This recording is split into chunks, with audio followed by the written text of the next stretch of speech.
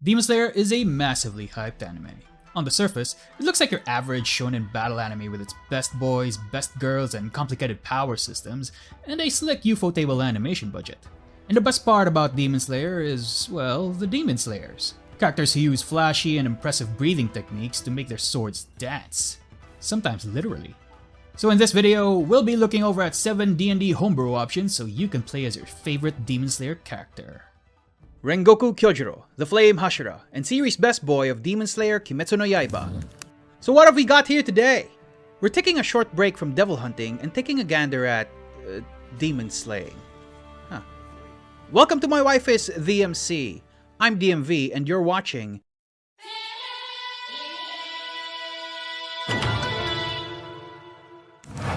Husbando Homebrew, a show where we take pop culture to pen and paper. Today I've got a fighter subclass for you oxygen homies out there with a warrior of breath archetype. This subclass is based on the breathing techniques of the Demon Slayers, and for this video specifically, we're delving into the fire breathing techniques of series best boy, Rengoku Kyojuro. Before we take a look at the subclass features, make sure you decapitate that like button, and if this archetype makes your passion burn, then roast that subscribe button like a demon in the sun. And without further ado, let's take a look at those features. Part 1. Senses and Breathing. The Warrior of Breath is a fighter trained in specialized breathing techniques and magically manifesting the visualization of their art. So quick aside as to why I named this as such. I could have named it the Demon Slayer archetype, but the thing is, I've got other subclasses in the pipeline based on other characters that don't exactly fit the malleable mold of the fighter. So, first feature, Keen Sense. This is my take on how some top-tier Demon Slayers have at least one super sense, like smelling or hearing. I included passive perception as well, given how the likes of Tanjiro kept just sniffing stuff without having to ask for a check. Next is breathing technique. This is the core feature of the subclass and is patterned a bit after the Battle Master archetype, which explains its numerous properties. First property is breathing style. This is where you get to choose which kind of Demon Slayer you'll be. For the purposes of this video, we're looking at Rengoku's fire breathing technique. Concentrated breathing. This adds a few uses to the fighter's second wind feature. Why, you might ask? Well, I like the idea of second wind being a representation of the breathing abilities used by the Demon Slayers. This property also puts you in that state of concentrated breathing until the end of your next turn. During this time, you can use your fancy forms. You also gain temp HP if you regain HP more than your maximum hit points, and you gain the benefits of whatever breathing form you have. Speaking of forms, that's the last property of this feature. You learn the breathing form of your chosen element, and the first 4 forms at 3rd level, then the next 3 forms at 7th level, and the last forms at 10th level. Like Battle Master maneuvers, however, your forms might need a saving throw, so you get a wisdom-based saving throw DC. Let's look at the first 4 forms that you have access to at 3rd level. First to 4th forms. Small warning for folks who haven't seen the Mugen Train movie or the first part of Season 2 of the anime. So when you use your second wind, you gain access to your forms and can unleash them until the end of your next turn.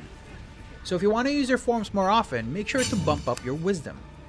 One more thing about forms is that most of them add on top of your attacks. You can use one form per attack and you can't use the same form consecutively. It's like a dance, you know. You can't do the pivot step twice in a row, you'd look silly and you might just trip. So first is breathing form, which always takes effect whenever you use your second wind. For fire breathing, you and allies within 10 feet of you get a +2 bonus to strength and dexterity saves until the end of your next turn. First form, Unknowing Fire. Move 10 feet forward and step on the champion archetype's toes and get a chance to crit on a 19 or 20 on the die. Second form, Rising Scorching Sun. Give yourself a second chance at an attack by adding 1d6 to your attack roll, potentially turning that miss into a hit. Third form, Blazing Universe. Move 10 feet forward to step on the rogue's toes by not triggering opportunity attacks and dealing an extra d6 fire damage. Fourth form, Blooming Flame Undulation. After making an attack, you increase your AC equal to your Wizmod against the next attack. So those are the forms you get at 3rd level. Let's move on and see the 7th level features. Part 2. Deep Breath. let's take a breather and take a look at your 7th level features. Total Concentration Breathing. This feature lets you breathe, but harder. This adds a few things to your second wind. First, you get maximum healing from the die roll. Second, any effects from poison get suppressed for 1 minute. Third, and the best one, you cast the haste spell on yourself, which lasts until the end of your next turn. You can use this once per short or long rest. So what forms do you get at this level? Well, let's find out. 5th to 7th forms. Again, small Mugen Train or Season 2 Part 1 spoiler warning. 5th form, Flame Tiger. When you take the attack action, replace one of your attacks by releasing, Flaming Tiger in a line, immolating several fools in the way for 2d6 fire damage. 6th form, Vengeful Flame. No, don't look up the wiki, I totally didn't make this up. I'm kidding. This is something I had to wield a bit of creativity for since Rengoku never performed the 6th to 8th forms. Anyway, when you're hit by an attack, use your reaction to light your sword on fire. Roast the next fool you hit before the end of your next turn with 2d8 fire damage. 7th form, Cutting Embers. Use your reaction to strike first and deal an additional 1d8 fire damage on a hit. Even if you missed on the attack, your would-be attacker now needs to re-roll their attack and take the lower result. Halfway through to your character sheet, let's pause for a smidge and look at your 10th level features. At 10th level you get Total Concentration Constant. This one lets you breathe harder. Constantly! You move a bit faster and it takes a lot to drown you or suffocate you. Now, remember when you had to use Second Wind to use your fancy forms? This one allows you to use your 1st to 7th forms once on each of your turns so you can be flashy all the time. 10th level is a big level as you learn your final forms and you get 2 different features. The second of which is Recovery Breathing. Did you look at a hot Ara Ara demon too much and she hit you hard enough to stun you? Well, just take a deep breath and start running for your life. Costs 1 use of Second Wind though. Now let's take a look at Rengoku's 8th and 9th forms. All aboard the Mugen Train spoiler. 8th form, Burning Passion. This is another Husbando Homebrew original. When you take the attack action, you can replace one of your attacks and instead take a very impressive stance. Each creature of your choice within 30 feet of you must make a wisdom saving throw or become frightened of you until the end of your next turn. And your next attack also gets advantage. Finally, the 9th and final form, Rengoku. I sure hope you have Fizban's Treasury of Dragons for this one.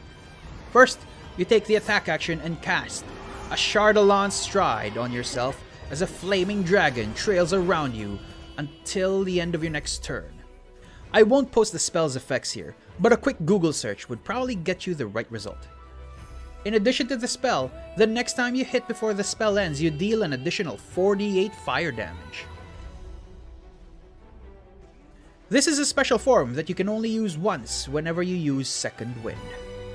Now that you've seen all the forms that fire breathing offers, let's now look at the final 2 subclass features.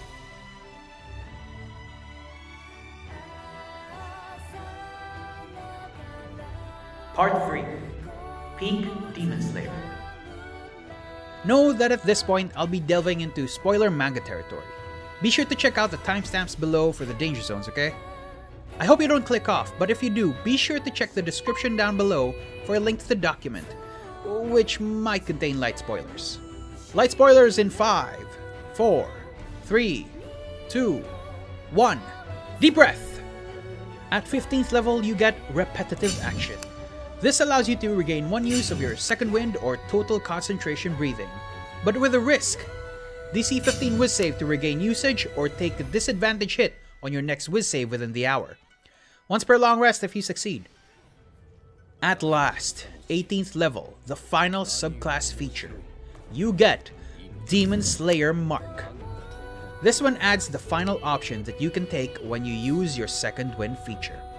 When you use it, you can choose to cast Tenser's Transformation, which lasts until the end of your next turn.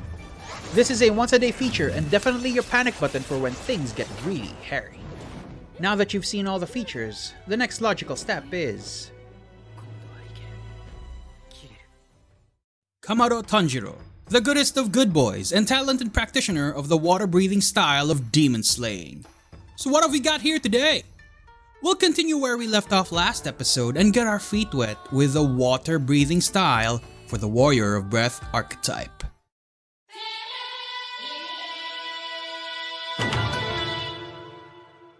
Welcome to my wife is the MC. I'm DMV and you're watching Husbando Homebrew, a show where we take pop culture to pen and paper. Today we're giving out some love for the hydro homies out there and exploring the different forms of the water breathing technique based on Kamado Tanjiro from the Demon Slayer Kimetsu no Yaiba series. If you haven't seen the Warrior of Breath episode, I highly recommend you take a look at that to get a full picture of the entire subclass. The breathing forms of the series is represented by the class's core feature called Breathing Technique. Check out the timestamps in the description if you've already seen the previous Husbando Homebrew and skip over the quick recap. I also won't be talking about the other subclass features, so if you're curious, you really should check it out. Real quick, Breathing Technique does the following. It has you pick which breathing style to use.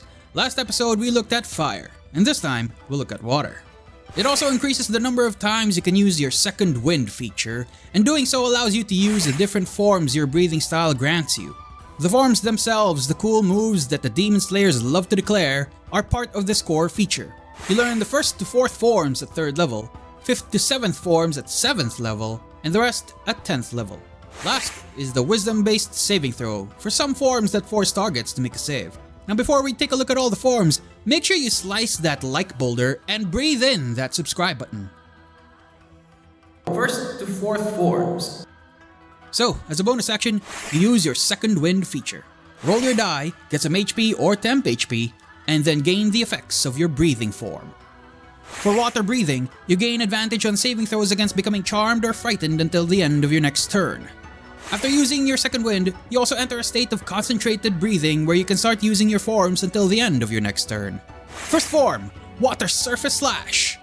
You generate water around your weapon when you hit, granting you advantage On damage. Reroll your damage dice and take the higher result. Second form, Water Wheel. Spin as you strike and hit another fool within 5 feet of you using the same attack roll for both targets. Third form, Flowing Dance. Flow between your enemies as you make your attacks without provoking opportunity. Fourth form, Striking Tide. Use the momentum of your limbs to deliver an additional attack if you roll high enough on an attack roll, only usable once per turn. So these are the first forms you use at 3rd level. Flow and motion are the themes of the water-breathing forms, and while they sometimes overlap with the fire-breathing forms, they do provide different benefits in terms of attacking and moving. At 7th level, you learn some of the more intermediate forms. 5th to 7th forms. 5th form, Blessed Rain after the drought. Deliver Tanjiro's once-in-a-series attack by reducing a creature to 0 hit points mercifully. You cast the Calm Emotion spell as part of the same attack. 6th form, Whirlpool. Twist yourself upward and use that flowing momentum to replace one of your attacks with a Cylinder of Pain. Deal 1d6 slashing and 1d6 cold on a dex save. Increases to 1d8 if you happen to be underwater. 7th form, Drop Ripple Thrust. Protect yourself and others from crazy ball-throwing yanderes by creating an anti-yandere ball field that grants a bonus to AC against range attacks until the start of your next turn. Let's step away from intermediate forms and take a look at the final forms of the breathing style. Unlike fire breathing, water breathing has 3 different forms at 10th level, so let's take a look. 8th to 10th forms. 8th form, Waterfall Basin. Punch the fools beneath you with a crash of water that deals 1d8 bludgeoning and 1d8 cold. Bumps up to 1d10 if you're from a higher position. 9th form, Splashing Water Flow. Replace one of your attacks by moving and confusing your enemy with your movement and grant yourself advantage on your next attack and the effects of the Freedom of Movement spell until the end of your next turn. This is a special form that requires you to use your second wind in between uses. 10th and final form, Constant Flux. Attack with the Wrath of a Water Dragon, increasing the impact of your attacks with a +1 bonus to attack and an additional 1d8 cold damage for every 10 feet of distance you cover before you strike. Maximize this form by using total concentration breathing and really ruin some pretentious spider demon's day. And there you have it, the 10 forms of the Warrior of Breath's water breathing style. Hashibira Inosuke, the god of the mountain, expert in getting your name right 1 in 7 times and the series best girl of Demon Slayer Kimetsu no Yaiba franchise. So what have we got here today? We'll move away from the fighters for a bit and take a look at the wild beast breathing style with the barbarian's path of the mountain.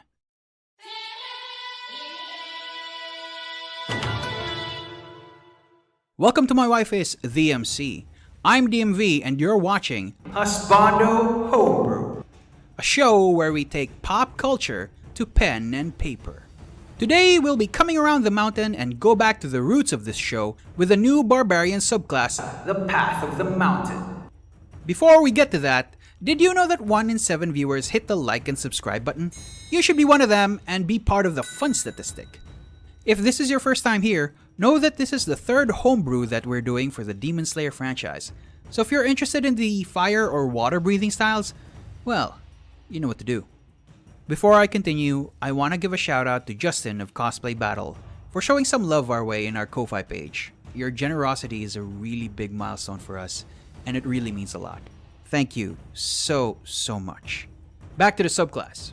This primal path is themed after the wild ferocity of nature, specifically the mountains. Like our boar-headed brawler, this character option is intended for the self-taught barbarian of the wilds using its untamed nature to turn the predatory demons into prey. Part 1. Boisterous Breathing.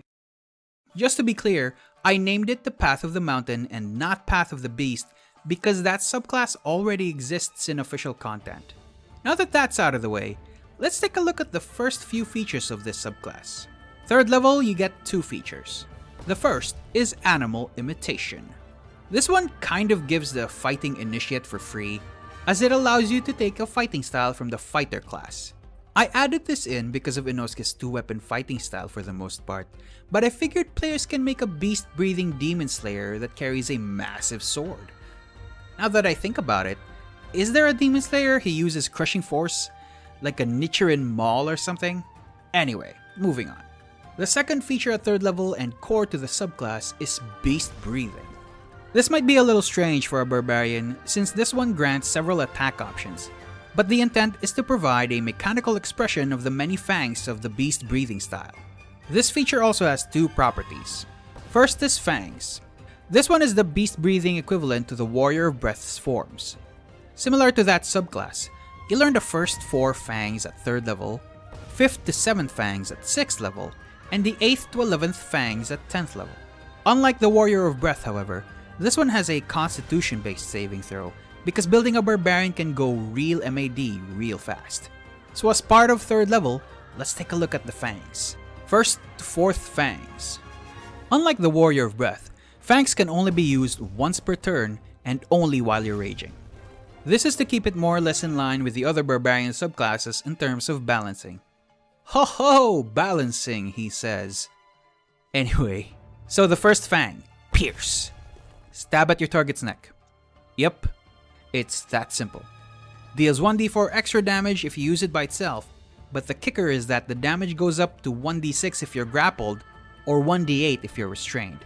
Second fang, Slice.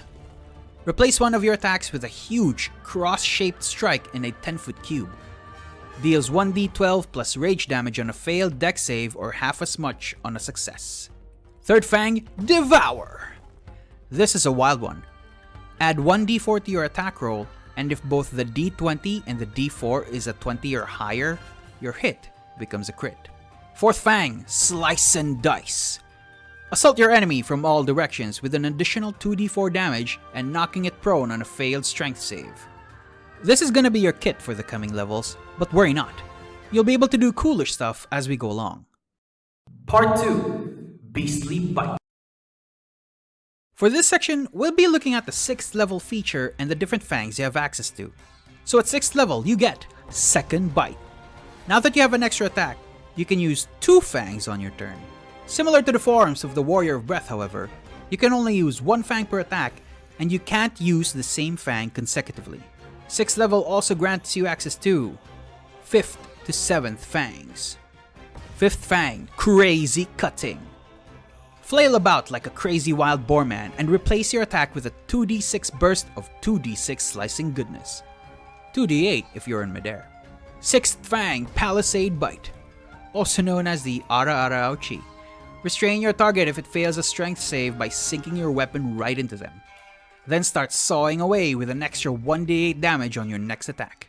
7th Fang, Spatial Awareness.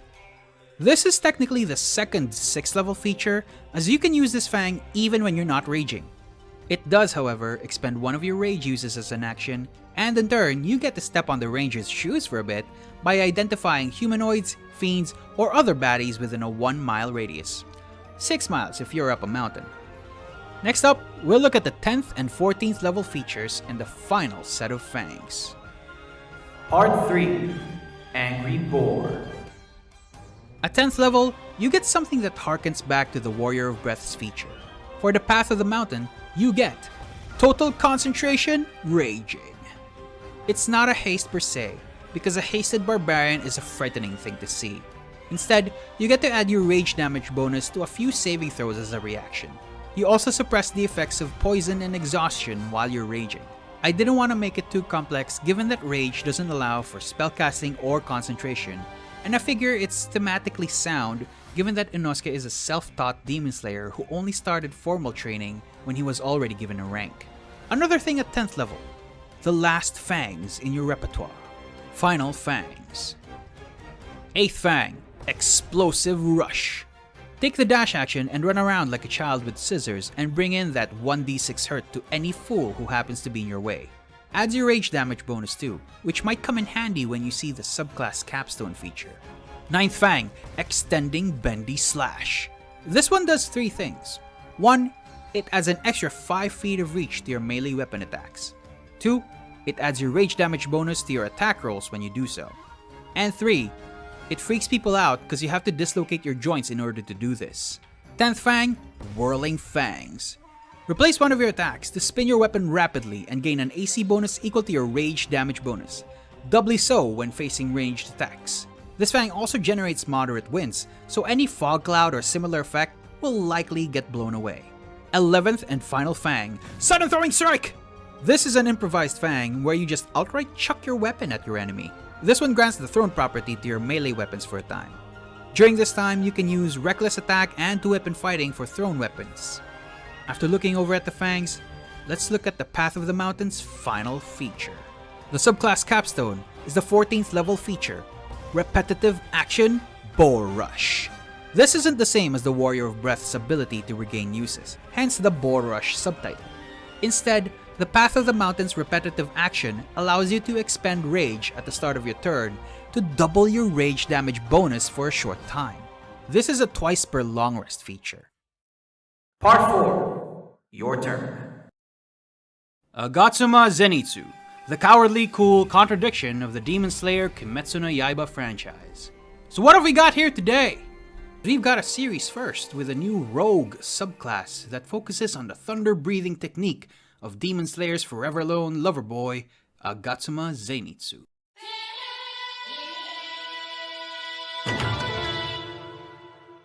Welcome to my wife is the MC. I'm DMV and you're watching Husbando Homebrew, a show where we take pop culture to pen and paper. Today we take a thunderous step towards a new roguish archetype, the Flash Striker. This is based on the unfinished but heavily improvised thunder-breathing technique used by series crybaby Agatsuma Zenitsu. This also introduces feats into the Demon Slayer's manual to really mold your PC based on a specific character of the series. Before we begin, be sure to simp for that like button and subscribe to our channel or else I'll whine your ear off. The Flash Striker is an archetype who has dedicated their training to a specific and single breathing form, sharpening that skill to give their all in a single deadly strike. I actually had a hard time naming this archetype. I couldn't exactly call it thunder breathing because Zenitsu never completed his training. Naming conventions also tend to be occupational, if that makes sense, like thief, assassin, or trickster. I couldn't exactly name this archetype the Flasher either, cause yeah. Anyway, I named this the Flash Striker as the theme is lightning steps and quick draw strikes. Most of the features revolve around said quick draw strike and how it affects the way you do sneak attack. Part 1. First feature at 3rd level is Keen Sense. This is exactly the same as the Warrior of Breath's Keen Sense. And no, this subclass or any of the other subclasses aren't balanced for multiclassing. Setting that aside, let's look at the first form and the main meat of this subclass, the Thunderclap and Flash. This one gives you a new way to use sneak attack by moving forward in a straight line toward your enemy before unsheathing your blade and cutting them down with blinding speed, provided you follow the other rules of sneak attack. And much like the character, you do not provoke opportunity attacks if you keep moving after making the attack, so you can go past your enemy with your head down as you sheathe your weapon, clicking the hilt with the scabbard in time with your enemy's head falling off, assuming you deal enough damage. Those are your 3rd level features for this subclass and ones you will carry with you until you reach 9th level. The intent is to emulate the Iaido style of swordsmanship that Zenitsu uses, and incorporate the anime's flashy aesthetic into the rules. Next, let's look at the 9th and 13th level features in Part 2. Flash and Dog. At 9th level, you get the Thunderclap and Flash. Manifold. This one allows you to eke out just a bit more damage from your sneak attack by re-rolling them and getting the higher result. You can do this by doing what Zenitsu does, 10-foot zigzagging steps. Lightning effect not required, but certainly preferred. Next is the penultimate subclass feature, Godspeed, also known as the Ara Ara Ouchi. This is the 13th level feature that adds another dimension to your sneak attack. When you use your Thunderclap and Flash manifold, you take the maximum value of each die instead of re-rolling them. This is a twice per long rest feature or thrice at 17th level, but you can regain it earlier by using at least half of your hit dice on a short rest. This does, however, have a bit of a drawback. If you use it all up, you become unable to move for a time, and then your speed is halved until you rest up or heal up. We're almost there! Next, we'll round out the rest of your blonde-haired swordsman with a feat and the final subclass feature in Part 3. Zenitsu. You might start wondering where the sleeping thing comes into play. Rogues don't get a lot of wiggle room in terms of power scaling compared to the other subclasses, so I instead opted to add feats. The next update for the Demon Slayer's manual comes with 3 feats, and for this video, we'll be looking at Unconscious Fighting. This one allows you to transform into Cooler Zenitsu, where you enter a state of semi-consciousness. There are many ways to enter it, such as waking up from rest, or waking up from death saves, or just outright becoming frightened. The advantage of this state is that you can't be frightened or blinded, of course, and you get blind sight for 60 feet. Lasts for 10 minutes or until you break concentration. There are other feats in this update, but I'll skip those and get to the next bit. Finally, at 17th level you get 7th form, Flaming Thunder God. If that isn't the most badass name ever. You know the adage, never let the rogue use sneak attack more than once per turn? Well, technically this one isn't sneak attack. You use your action to move in a straight line, ignoring difficult terrain and going through other creatures. Each creature you move through must make a dex save or take lightning damage equal to your sneak attack dice, or half as much on a success. See, it's not sneak attack, it's lightning bolt. This one does use up one of your Godspeed uses. So at this point, you must have gotten more or less Zenitsu down to a T. Well, you would have to pick appropriate skills and expertise and have some in-setting variation for Thieves' Cant. But you know, I'm sure you can carry it the rest of the way from here. But before you go, I do challenge you to Part 4. Step Up. Kamado Nezuko, high-powered best girl with the best speaking lines in the series, and series sister ex machina of Demon Slayer Kimetsu no Yaiba. So what have we got here today? In a series first, I have a 2-parter for Nezuko, a race and a barbarian subclass based on the demonic progeny of Muzan Kibutsuji. This one's gonna be a bit of a doozy, but for part 1 of Nezuko, I'm gonna focus on a new race, the Hemo Traitor.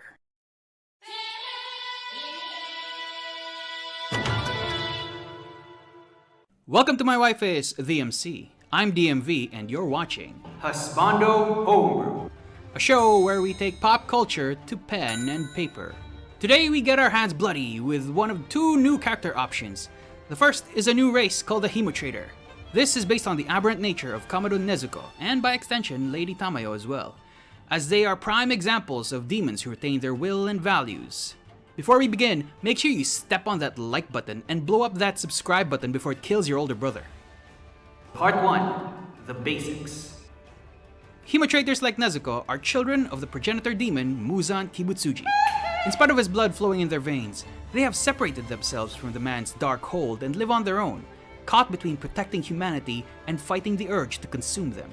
I could have called this race blood demons or just straight up demons, but I find that it conflicts with a lot of existing material in official books. So I opted to get a little bit more fancy and used some Latin to make it a little more unique. So let's start with the typical traits. ASI grants a +2 to Constitution and a +1 to any other stat of your choice. I picked Constitution to be the bigger bonus here because the demons of Demon Slayer have really high regenerative abilities, but more on that later. Demons are basically immortal as far as I'm aware, so you cease aging at the point of your transformation.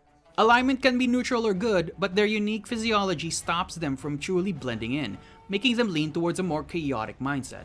Size is your standard medium, typical 30-foot speed, and you know common and infernal. Oh, and you get 60 feet of dark vision, which I can't exactly tell if it's a thing among demons, but considering that they have nocturnal activities, I'd be surprised if they didn't have some sort of night sight. And the buck stops here, because we're now about to get into the weird stuff. Part 2. Power. First is creature type. You are not a humanoid, no. You are a fiend. So stuff like hold person, charm person, or dominate person don't work on you, because you're not a person. Next trait is progenitor's aberration. This is more of a flavor/ribbon trait that makes you magically undetectable to the king of pop. As promised, we have demonic regeneration. This one gives back some lost HP equal to your con mod at the start of each of your turns, provided you have at least 1 hit point. You also regenerate limbs or stitch them back together quickly. Now before you throw the unbalanced ball my way, note that this power comes at a cost, but more on that in a bit. Next is Empowered Body, which grants you a higher unarmed strike damage, which becomes magical at 5th level. Again, this all comes at a cost later on. Fiendish Resilience. Okay, here we go. This one is lengthy, but with good reason. You can't be killed by regular means, and while exhaustion is still a bad thing for you, you can't die from it. Now since you don't play by the adventurer's rules, I basically had to make a new one from scratch, much like stat blocks of powerful entities like vampires or the Revenant race. Let's take a look at the cost of all this power in Part 3. Cost. So how can your character die? One way is when you are reduced to 0 hit points from taking radiant damage. No KO, no death saves, just a minute-long disintegration. This means an errant guiding bolt or sacred flame can tear up your character sheet. Another way to kill you, well, your character, is if you get beheaded by a silvered weapon. Basically my 5e justification for the Demon Slayer's Nichiren weapons. How can you be beheaded, you might ask? Well, if you're reduced to 0 hit points, you still make death saves as normal. Remember that you need 1 HP for your regeneration to kick in. You can get stabilized and you'll be fine in a few hours just like a normal adventurer. But what happens if you fail all 3 death saves? You essentially enter a death-like state of unconsciousness for about 24 hours, and nothing short of a resurrection spell would wake you up earlier. You're completely vulnerable during this time, which means anyone with a half-decent Nichiren blade can pluck your head off your shoulders, or just leave you out in the sun, but we'll get to that in a bit. The penultimate trait is Sunlight Hypersensitivity. This one can be deadly if you're not careful. You have several disadvantages while in sunlight, but the worst part is that you take radiant damage equal to your level at the start of each of your turns while in the sun.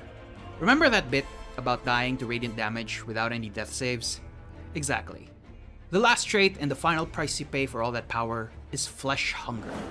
This is more of a double-edged sword rather than a full-on debuff. Rations of regular rubes no longer satiate you, and it's intended to not work with spells like Goodberry or Create Food and Water. Instead, you feed on human bits. Well, humanoid, so you kobolds and goblinoids aren't safe either. This one asks, note asks, not requires. This trait asks you to consume at least 1 pound of humanoid flesh or blood to keep yourself satiated for 24 hours.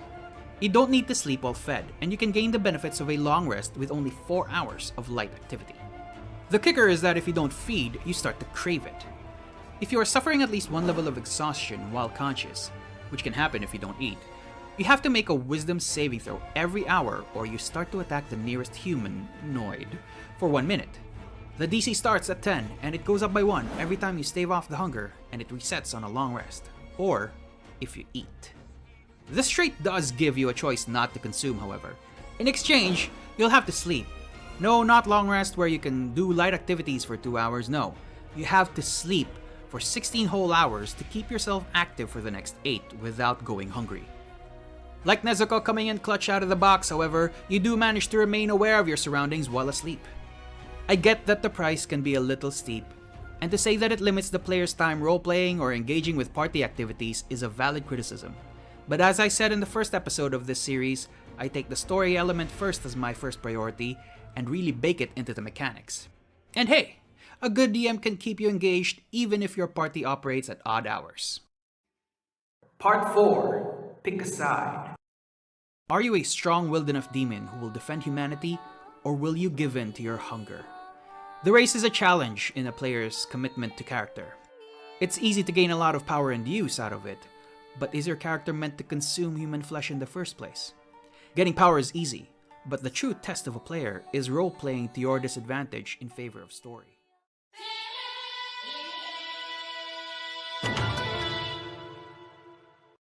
Welcome to my wife is DMC. I'm DMV and you're watching Husbando Homebrew. a show where we take pop culture to pen and paper. So today we're coming back to Nezuko to take a look at the barbarian subclass, the Path of the Blood Fiend. I think the name is fairly straightforward, and it differentiates itself quite easily compared to the other fiend-related creatures in official content. So why didn't I name her race Blood Fiend to begin with? Honestly I can't say. I suppose I just wanted to make sure the Hemotraitor race is distinct from the subclass. If you don't know what I'm talking about, this is the second of 2 homebrew character options based on Tanjiro's best sister, so be sure to check out part 1 to get the accompanying race. Before we begin, be sure to bite down on that like button and ignite that subscribe button with your blood. Part 1. Path of the Blood Fiend.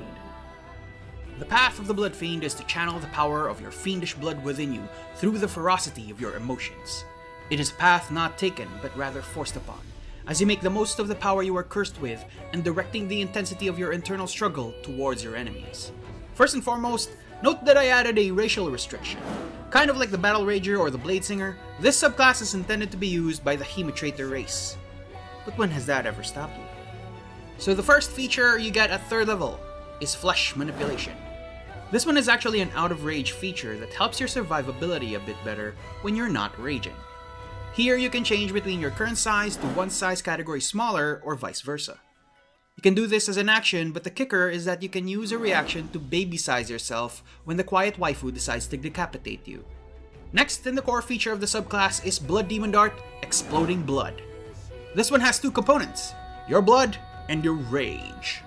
So when you get hit, you retaliate by bleeding all over your attacker like a badass. On your turn, if you're raging, you can use your action to pop them fools by blowing them up with your blood for 1d8 fire damage initially, then grows more powerful as you gain more barbarian levels.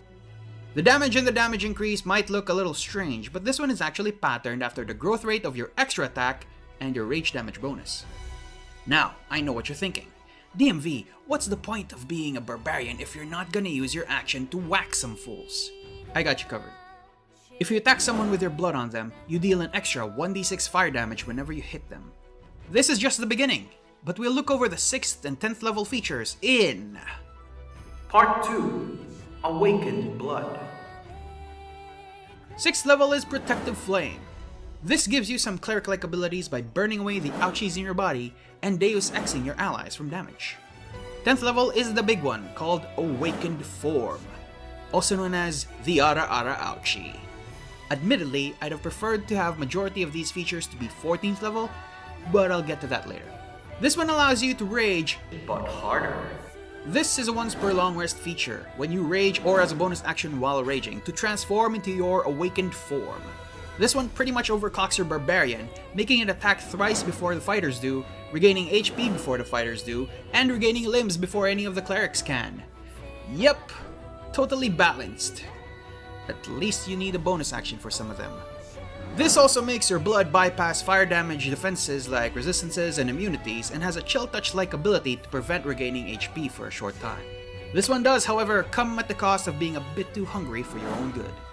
You'll have to make a whiz save at the start of your turns, or you start chomping on your mates. This one also takes a page from the Frenzy Barbarian, because this one has you suffer 1 level of exhaustion when your rage ends. So now that you've gotten a good chunk of the features, let's round out the subclass in Part 3. Chosen Demon. At 14th level, you get the Chosen Demon. This is where even Michael Jackson thinks you're a smooth criminal, because now you are basically immune from environmental damage. This one also prevents you from outright dying to the sun if you decide to take the Hemotrator race, and lastly, you no longer get the munchies when you enter your Ara-Ara form. As much as I wanted the subclass capstone to be more bombastic, like the Awakened Demon form, I ultimately had to yield to Nezuko's narrative arc because she learns these immunities much later on, and something that isn't actually animated, so yes, I did have to spoil myself. Part 4. Your turn.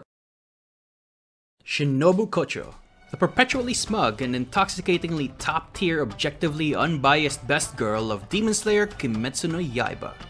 So what have we got here today? We'll be looking over at the new roguish archetype, the Toxicant.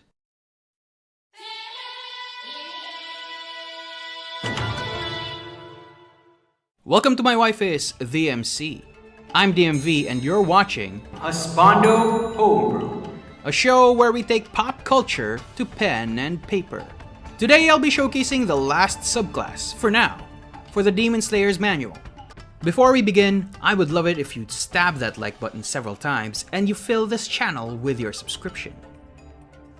So today we'll be looking over the Toxicant, a roguish archetype that is based on the absolute best girl of the series, Shinobu Kocho. Toxicant by definition is a toxic substance that's introduced into an environment, and I figure that's fairly apt for the Lady of Melodies, as she uses her insect breathing to destroy demons from within using poisons rather than brute force. So why didn't I call it straight up insect breathing? Mostly cause it doesn't line up with the naming style of most other roguish archetypes. That, and I think Toxicant just sounds cool. So, let's take a look at the first few features in Part 1. Under Your Skin. The Toxicant bucks conventional warfare against demons, avoiding direct confrontation and preferring to use deadly poisons. In conjunction with the high-speed movement techniques of insect breathing, they use their speed and momentum to bypass their quarry's supernatural physicality and inject them with deadly toxins to destroy them from within. Third level, you get 3 features. First is bonus proficiencies, where you gain proficiency or expertise in Poisoner's Kit and the medicine and nature skills. I added this more for flavor rather than function. Second feature at third level is Toxicologist. This one doesn't do much on the surface, but it does outline a key resource that the subclass uses called toxins. You can carry a number of these toxins equal to your proficiency bonus plus your rogue levels, and you replenish them on a long rest. This one also details the dex-based DC involved with the toxin effects. The feature pretty much ends there, but this is actually one half of the core feature of the subclass. The other half is with this next one, Butterfly Dance Caprice. Finally, the first form of insect breathing. This is the first feature that uses your toxins and perhaps the most important one for the entirety of this subclass. So when you hit with a melee weapon attack and you use your sneak attack, you can expend your toxins up to your proficiency bonus to replace any of your d6s from your sneak attack dice equal to the expended toxins.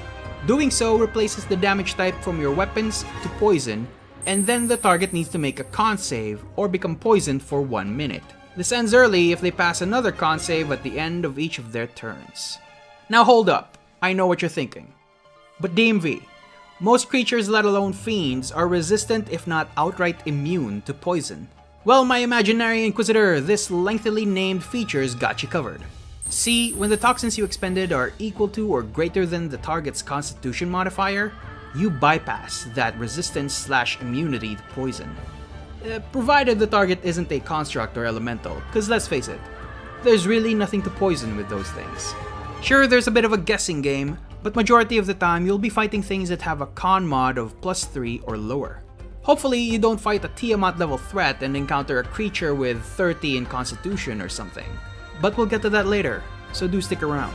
Another thing about this feature is if the poison damage you rolled is equal to or greater than the target's constitution score, the creature auto-fails the initial con saves against your poison. Unless they have legendary resistance, in which case you're SOL, sorry. So while the poison condition is cool and all, where does the Demon Slayer flavor come into play? Well, while the target is poisoned by this feature, it can't regain any hit points.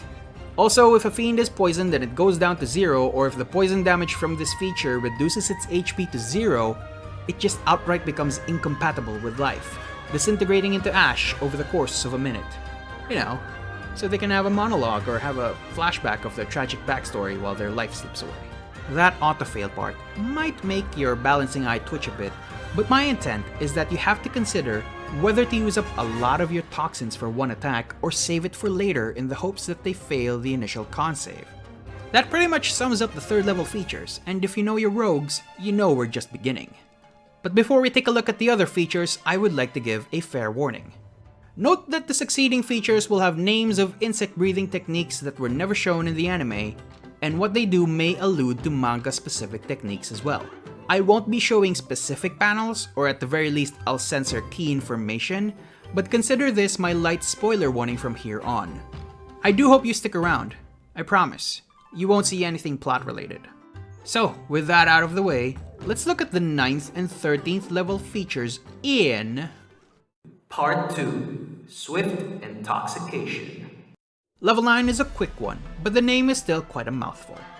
Dance of the Bee Sting, True Flutter. This one allows you to get advantage for your next stabbing whenever you use your bonus action to dash and move at least 15 feet in a straight line. This is a feature that doesn't rely on your toxins, but it will, or it may, come into play for the 17th level feature. If you do end up playing this, I highly encourage you to get the mobile feat at 8th level to really take advantage. The next dance at 13th level is Dance of the Dragonfly, Compound Eye Hexagon. This one is a bit of a doozy and will really test how good you are at managing your toxin usage. When a creature fails its initial con save against your Butterfly Dance Caprice, you can expend additional toxins to ramp up that poison. Note that this is on top of the toxins you already spent to trigger the initial poison, and any of these additional uses won't deal any poison damage whatsoever. So, at 3 additional toxins, your target speed becomes halved. With 5, attacks against the target have advantage. At 7, the target is outright restrained. If you are a big spender with 10 additional toxins, the target is stunned. And if you're a really big spender with 13 extra toxins, the target becomes paralyzed. I know what you're thinking. DMV, giving paralysis on a melee rogue is way too OP. And you know, you'd be right, my Figmentus friend. But my intention is that this is balanced around the high toxin usage. Remember that you can only hold toxins up to your level plus proficiency bonus, which is 18 toxins at 13th level. So using 13 toxins on top of how many initial toxins you already spent would probably exhaust your entire stock for the day. So, you can poison demons with advantage, and you can do all sorts of nasty things to their immune system that would make even Muzan feel the thriller. Where do you go from here? Well, let's answer that question in Part 3, Poisoning Orcus. So at 17th level, your proficiency goes all the way up to +6. You can surely bypass the poison defenses of most creatures, right? Well, most is the operative word here, because you have the likes of adult red Dracoliches or fiends like a Baphomet that have constitution scores well above 22 or 23 and are immune to poison. So does that just make you a regular rogue against them then? Well, this is where your subclass capstone feature comes in. At 17th level, you get Dance of the Centipede 100-Legged Zigzag. This lengthily named feature has 2 components. First, you need to use at least 15 feet of movement before you attack. Zigzag pattern appreciated, but not necessary. Note that I specifically mentioned 15 feet of movement, but you can certainly string your features together and get advantage on your attack by using Dance of the Bee Sting True Flutter. The second component is when you hit, which is when you use your Butterfly Dance Caprice and start delivering the poisonous parcel. This basically overclocks your stabby good time, allowing you to inject your toxins, but harder. When you do so, you ignore the poison defenses of your target if you expend toxins equal to only half of its con mod, instead of the whole con mod. This means you can poison the likes of Tiamat by using 5 toxins since she has a con mod of +10. Heck, with this feature, you can poison a creature that has a constitution score of 35, which is completely unheard of in terms of official content.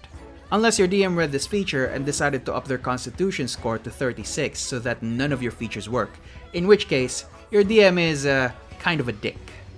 Hopefully that's not the case. But let's move on to the next part with... Part 4. Your turn. I believe I am of most unbiased authority in saying that Shinobu Kocho is the best girl of Demon Slayer.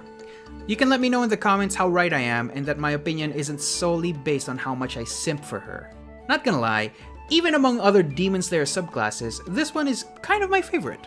Be sure to check out the Ko-Fi link in the medicine box down below and feel free to share this to your older sister. Like and subscribe for more homebrew content, and thank you for making it to the end of the video. This has been My Wife is DMC. I'm DMV, and I'll see you in the next Husbando Homebrew.